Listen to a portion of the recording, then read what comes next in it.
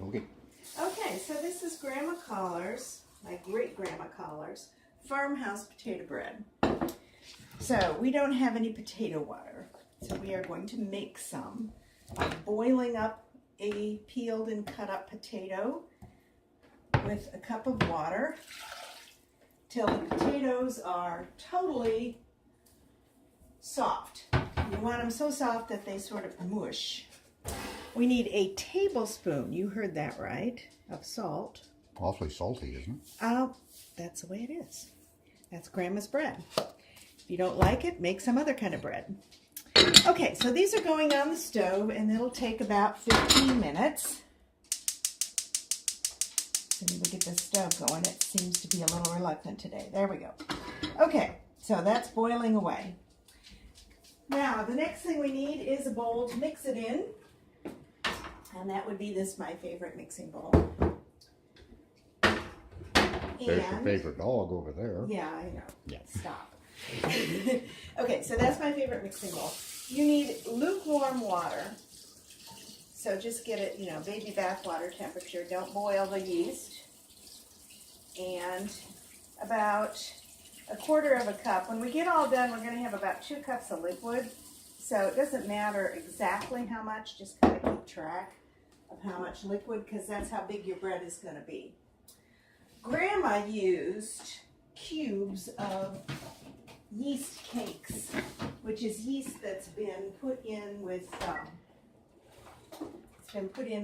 water and made into a cake and then refrigerated. Of course, most people can't even get those anymore. This is active dry yeast. And for some reason, Grandma's bread needs extra yeast. So I usually use 2 to 3 packets. I think I'll use 2 today. Here's the other thing. Cooking is chemistry. Today it is cool and dry, but the temperature is going to be warming up. And that's important to know, because on wet days you need less flour and maybe a little more yeast, and on dry days you need a little less yeast and a little less flour. Flour absorbs moisture from the atmosphere, which is why things turn out differently even if you use the same recipe every time. Kitchen work is chemistry. Okay, so we're going to dissolve this in the water. I think you get a teaspoon and a half of yeast in there. I usually buy yeast in bulk, but that was on sale. What can I say? Okay, so yeast is just, for those of you who don't know, this is yeast. It's just a powder, and you have to stir it up, which releases all the little microorganisms to do their little microorganism things in there. They don't like it too hot, and they don't like it too cold. They like it just right. So your water temperature needs to be about 80 to 85 degrees. If you have a baby and you know how to bathe your baby, you got it. Raising babies and making bread is pretty much the same stuff, except you don't have to wipe the bread's bottom, which is nice because that's the yucky part of raising babies. Okay, so that's just going to sit here, and we can turn off the video for a minute while we get everything boiled. We're back. Okay, so we're going to turn off the water, and you can see that the potatoes are really friable. They are just real super tender. So this is my favorite tool for mixing bread, by the way. It is a common dinner fork. Yeah, nothing special about it. Now, this is boiling hot, and we're going to dump it in here, and you can see that a lot of the water has boiled away. So we don't have our cup of water anymore, but we also have our potato. So we're going to mash that up right into the water there. You can't pour the yeast directly into this. You pour the yeast directly into this, and you are going to have vinegar, which is dead yeast. It smells like vinegar, and it rises about as much as vinegar does, which is not at all, and you don't want that. So we're going to have our mashed potatoes here. It's going to constitute most of our bread. So we're going to have to do some sort of tricky computations about getting what Grandma called measuring the wet. She said, I don't measure anything but the wet, and the wet was about 2 cups. She didn't specify if those were measuring cups or teacups, but because in her day, they might not have had Pyrex measuring cup. All right, so anyway, there's our mashed potatoes. Now I'm going to get a chunk of butter. That's an official measure, a chunk, and plop it in there. Maybe I have a smaller chunk too, so chunk and a half. Okay, chunk and a half of butter, and we're going to melt that into the potatoes. And that's going to be all the fat that goes into this. It's just that little bitty bit. And while that's melting, I'm going to go get a second measuring cup. You can see the yeast is actually, remember I started with 1/4 cup of water, and it's gotten busy. Even though it doesn't have much to eat, it does have heat. So it's multiplying even without anything to eat, which is pretty tricky. But it's good active yeast. Okay, so here's the second measuring cup. What you're going to do is you are going to balance the boiling hot potato heat with some cooler water and get this to about 85 degrees so that you can put the yeast in safely. So mushing up the butter and getting it all melted in there. And I don't do this in any particular order, so some days I might put the butter in the hot water, some days I might put the potatoes in here. It doesn't matter. All right, so let's go get some water. And I'm thinking, okay, that's boiling. I don't want hot water, I don't want cold water, I want sort of tepid water. This water is a little cooler than baby's bath, but it's not cold. So that'd be about right. And I'm going to take about a cup of it, give or take. So we have some water in here, probably about 1/3 cup or 1/2 cup of water in there. And we've got some water in here, which was started out to be a little over 1/4 cup. So I probably am going to put about 1 cup and 1/3 of water in there when we get all done. And that should be about Grandma's measurement. Being inexact, but it really doesn't matter. All right, so we're going to add this to this and stir it up and kind of look on the side. This thing has a measure on the side, so I can look and see how much I've got in there, and it does look like that's enough. So maybe I won't add any more because you can't probably see it on the video, but there's the 4, there's the 6, so the 2 is down here. So I think we've got probably our 2 cups by the time I add the yeast. So I'm not going to put any more water in there. Okay, now we're going to go over, oh, this is another fine tool. If you do nothing else in terms of tools, get yourself a bread knife. Very useful. All right, we're going to go over here by the flour, which constitutes pretty much the rest of what we're going to do with this. And we're going to start putting flour in. Now, here's where a little experience helps you out a lot, because I don't measure this. It just doesn't pay. If it's a wet day, you're going to need less. What did I say before? I was probably wrong. Stop the videos. Answer the phone. Okay. All right? Are we on? Okay, so I put a little flour in here just to be just to give it some consistency, and I'm going to give the temperature test. You take this implement here and you stick it in there, and if it feels a little bit cooler than baby's bath water, it's fine. So it does, and it is. So we're going to put the yeast in. You don't sift the flour? Nah. I suppose, you know, once you get it kneaded in, it's not going to make any difference. The lumps will go. And this modern flour is pretty much pre-sifted. Okay, so here's our yeast. Look how foamy it is. It really went crazy. It's going to go even crazier when I put it in here and it has something to eat. I think people probably get grossed out when they start thinking about yeast being alive, but hey, it is. It's alive. It's alive. Okay, so there's our yeast. Just couldn't resist, could you? Gotta stir it. It's a lot thicker. It's a lot thicker. Okay, so, alrighty, gonna mix that in. Okay, now here's where what the Germans call the Fingerspritzgefühl comes in. You have to know a little bit about bread dough. When is it gonna be ready to turn out? So I usually dump in a couple of scoops of flour at a time. and stir. And with each scoop, it's going to get thicker. But the stuff on the bottom is going to be soupy because it's hard to get down to the bottom of the bowl, stirring with this fine implement that I have here.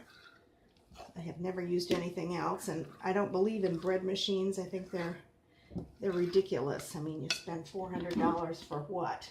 Well, Somebody to make bread that doesn't even take the temperature and the humidity into account. Okay, so there's some more, a couple more scoops, a little more stir. And you can see it's thickening up. And still really sticky, and it's probably still fluid on the bottom. And yeah. Okay, so right around here, and you can see the wet parts are going to be slightly shiny in there. I usually add just a tad bit more flour. And then I'm going to be turning it out onto the board. Now, diehards say a nice marble slab. This is what I have, and so this is what I use, which is just wood, but it's good enough for me. And we are running out of flour.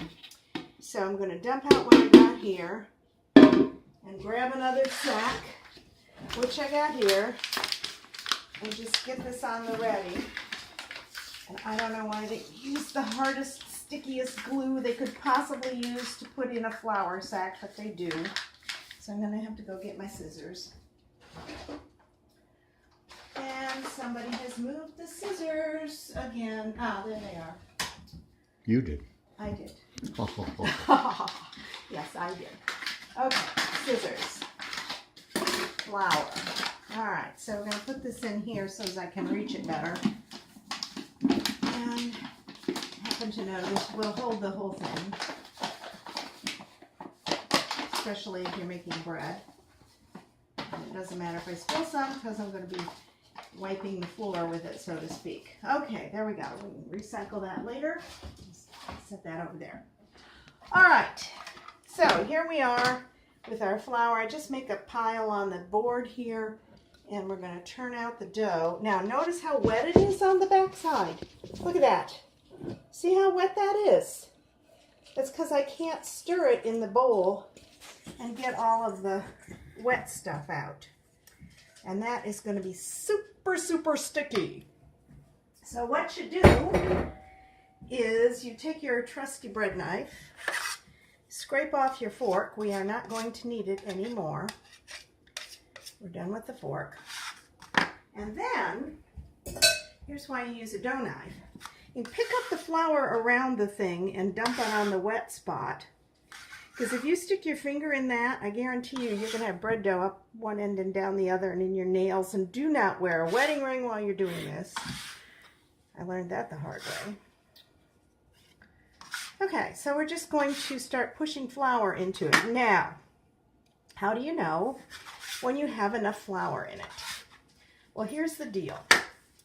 It needs to feel as smooth as a baby's bottom and not sticky and not floury. If you put too much flour in it, your bread will be hard and heavy and not very nice at all.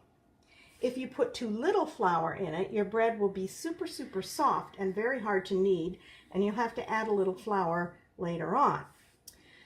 So the smart guy goes for less flour rather than more flour, because you can always add a little more flour later on. But if you put too much, you just, that's it. You're messed up. Okay, once you get it so it's not sticking to everything, and then you can start getting some muscle in it. And here's the fun part. If you are mad at somebody or you need some exercise, you can energetically knead your bread. If you are in a contemplative mood, you can gently knead your bread, but you do need to knead it. Kneading is not something that actually makes the bread better. It gets the flour mixed in. It's another word for mixing, but nobody ever tells you that. So it makes it sound kind of special and like you have to have some kind of expertise. You do not need expertise. You just add flour when it feels sticky. You scrape the sticky parts off the board with your bread knife. And you just keep pushing the flour in. And as you push it in, you'll notice that some of it's sticking to the board. So that means I need more flour. If it's sticking to you or sticking to the board, you need more flour, but not too much. So you just keep scraping it up and pushing it in, scraping it up, pushing it in.